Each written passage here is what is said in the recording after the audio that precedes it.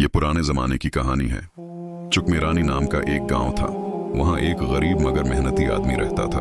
फकीर मोहम्मद के पास न कोई जमीन थी न रोजगार, सिर्फ एक कच्चा घर और 2 पुराने कपड़े। उसका सबसे वफादार साथी शेरा कीता था, जो हमेशा उसके साथ रहे। फकीर मोहम्मद रोज सुबह जंगल जाया करता था। वो लकड़ियां काट कर बाजार में बेचता और रोटी और कुछ चिन्ने लाता। लेकिन उसकी बीवी रोसाना बहुत कम मिजाज, बातूनी थी और उसमें सब्र नहीं था। वो हर वक्त उसे ताने देती थी, तुम जैसे बेकार से शादी करके मेरी किस्मत खराब हो गई है। एक दिन जब फकीर मोहम्मद थके हारे घर आया, रसाना दहलीज पर खड़ी थी, उसकी आंखों में आग के साथ। वो चीख कर बोली, मेरे घर से निकल जा बेकार आदमी, मैं तुम्हारा चेहरा भी नहीं देखना चाहता। फकीर मोहम्मद हका बका रह गया। रोसाना ने कहा, क्या मैं जाऊं? ये घर मेरा सब कुछ है। रखसाना गोरी ने कहा, जाओ अपने कुत्ते के साथ रहो, वो तुमसे बेहतर है। फकीर मोहम्मद ने एक पुराना कपड़ा, कुछ राशन और अपना दिल जमा किया, शीरा को पुकारा और गांव से निकल गया। गांव के आखिरी कोने में बरगद का एक पुराना दरख्त था। वो वहीं बैठ गया और आसमान की तरफ देखते हुए कहा, ए अल्लाह, अगर दुनिया ने तुझे झटलाया है तो अपना दरवाजा बंद न करना।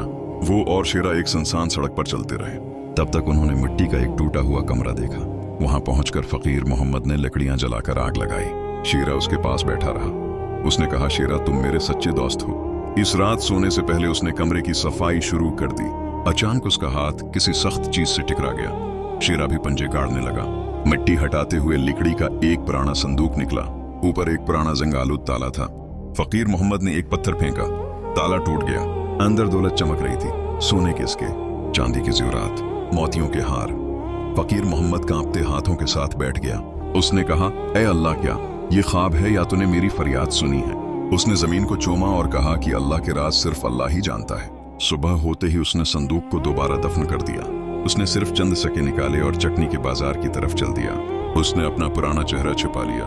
उसने एक नया मिट्टी का बर्तन, रोजमर्रा की कुछ चीजें और एक सस्ता ऊंट खरीदा, ताकि किसी को शक न हो। वो फकीराना अंदाज में वापस आया। फिर हर रात थोड़ा सा सोना निकालकर बाजार में तिजारत शुरू कर देता। इस तरह फकीर मोहम्मद के लिए एक नई जिंदगी का दरवाजा खुल गया और किसी को उसकी खबर ना हुई। इस तरह फकीर मोहम्मद ने आसान तरीके से कारोबार शुरू किया और चंद ही दिनों में गांव के बाजार के किनारे एक छोटी सी दुकान बना ली।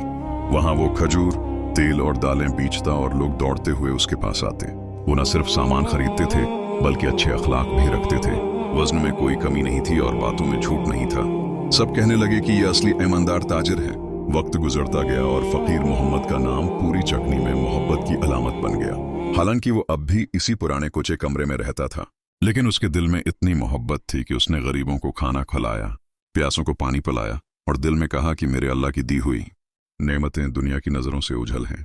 जब रात आती तो वो एक तरफ बैठकर अपने कुत्ते शीरा के सिर पर हाथ फेरता और कहता कि किसी को कैसे पता चलेगा कि गांव का सबसे अमीर आदमी एक कमरे में रहता है और अपने कुत्ते के साथ खाना खाता है।